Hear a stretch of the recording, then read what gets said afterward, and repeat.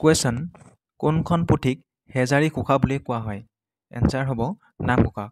নামঘোষাত 1000টা ঘোষা থকাৰ বাবে হেজাৰী ঘোষা বুলি কোৱা হয়। আৰু নামঘোষা কোনে ৰচনা কৰিছিল? মহাপুৰুষ মাধৱদেৱে। নেক্সট কুৱেশ্যন কোনখন নদীয়ে কাৰ্বি মালভূমিক নগা পাহাৰৰ পৰা পৃথক কৰিছে? এনচাৰ হ'ব ধনশিৰি।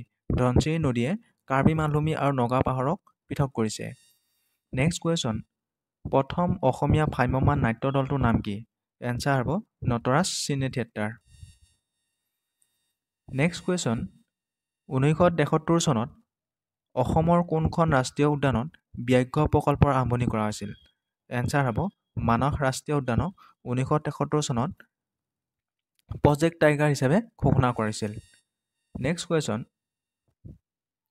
শ্ৰীমন্ত শংকৰদেৱৰ ভাওনাসমূহক প্ৰধানতঃ কি ভাষাত লিখা হৈছিল? এনচাৰ ব্ৰজাৱলী। শ্ৰীমন্ত শংকৰদেৱৰ ভাওনাসমূহ প্ৰধানতঃ ব্ৰজাৱলী ভাষাত লিখা হৈছিল। নেক্সট কুৱেশ্যন অজন্তা আৰু ইলোৰা গুহা ভাৰতৰ কোনখন ৰাজ্যত অৱস্থিত? অজন্তা আৰু ইলোৰাৰ গুহাবোৰ ভাৰতৰ কোনখন ৰাজ্যত আছে? এনচাৰ হ'ব মহাৰাষ্ট্ৰ। মহাৰাষ্ট্ৰ ৰাজ্যত অজন্তা আৰু ইলোৰাৰ গুহা আছে।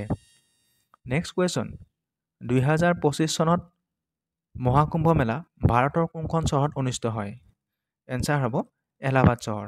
উত্তৰ প্ৰদেশ ৰাজ্যৰ এলাহাবাদ চিটিত প্ৰয়াগৰাজ নামে ঠাইত 2025 চনত মহাকুম্ভ মেলা অনুষ্ঠিত হৈছিল।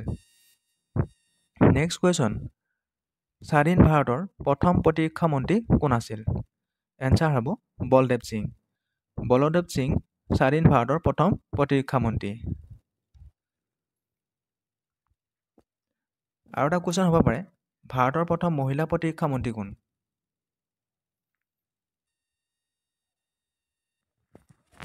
নিৰ্মলা সীতাৰমণ হ'ল ভাৰতৰ প্ৰথম মহিলা প্ৰতিৰক্ষা মন্ত্ৰী। নেক্সট কুৱেশ্যন অসমৰ সাক্ষৰতা হাৰ কিমান? 2011 চনৰ লোকপিয়ল তথ্য অনুসৰি অসমৰ সাক্ষৰতা হাৰ কিমান? এনচাৰ হ'ব 72.19% অসমৰ সাক্ষৰতা হাৰ। নেক্সট কুৱেশ্যন মাটিকালিৰ ক্ষেত্ৰত অসমৰ সৰ্ববৃহৎ জিলাখনৰ নাম কি? এনচাৰ হ'ব কাৰ্বি আংলং। কাৰ্বি আংলং জিলাত প্ৰায় 7,399 বৰ্গ কিলোমিটাৰ জুৰি আছে। নেক্সট কুৱেশ্যন অসমৰ কোনখন জিলাত সাক্ষৰতাৰ হাৰ সৰ্বাধিক? এনচাৰ হ'ব কামৰূপ মেট্ৰ' জিলাত সাক্ষৰতাৰ হাৰ সৰ্বাধিক। নেক্সট কুৱেশ্যন অপ্ৰমাদী কবি বুলি কোন জনাজাত? অপ্ৰমাদী কবি বুলি কাক কোৱা হয়? এনচাৰ হ'ব মাধৱ কন্দলী অপ্ৰমাদী কবি বুলি জনা যায়। নেক্সট কুৱেশ্যন জগতগুৰু বুলি কাক জনা যায়? এনচাৰ হ'ব শ্ৰীমন্ত শংকৰদেৱক জগতগুৰু হিচাপে জনা যায়। নেক্সট কুৱেশ্যন চৰ্যা পদবোৰ কি চন্দত ৰচিত? এনচাৰ হ'ব মাত্ৰাবৃত্ত চন্দত চৰ্যা পদবোৰ ৰচিত। নেক্সট কুৱেশ্যন আত্মানুসন্ধান কাৰ আত্মজীৱনী আছিল? এনচাৰ হ'ব হোমেন বৰগোহাঁই। হোমেন বৰগোহাঁইৰ আত্মানুসন্ধান তেওঁৰ আত্মজীৱনী আছিল।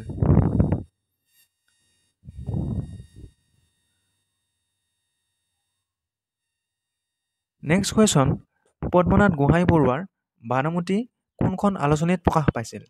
এনচাৰ হ'ব বিজুলী। পদ্মনাথ গোহাঁই বৰুৱাৰ ভানুমতী আলোচনীখন বিজুলী আলোচনীত প্ৰকাশ পাইছিল। নেক্সট কুৱেশ্যন হেম সৰস্বতী কোন যুগৰ কবি আছিল? এনচাৰ হ'ব প্ৰাক বৈষ্ণৱ যুগৰ কবি আছিল। নেক্সট কুৱেশ্যন বৰগীতসমূহক কোনে ছং অফ চিলেষ্টিয়েল আখ্যা দিছিল? এনচাৰ হ'ব কালিৰাম মেধিয়ে বৰগীতসমূহক ছং অফ চিলেষ্টিয়েল আখ্যা দিছিল। নেক্সট কুৱেশ্যন প্ৰথম বৰফুকন কোন আছিল?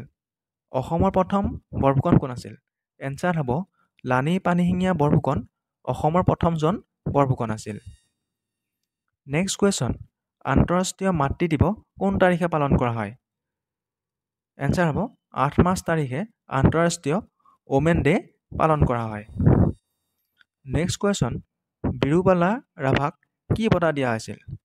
এনচাৰ হ'ব পদ্মশ্ৰী সন্মান বিৰুবালা ৰাভাক দিয়া হৈছিল।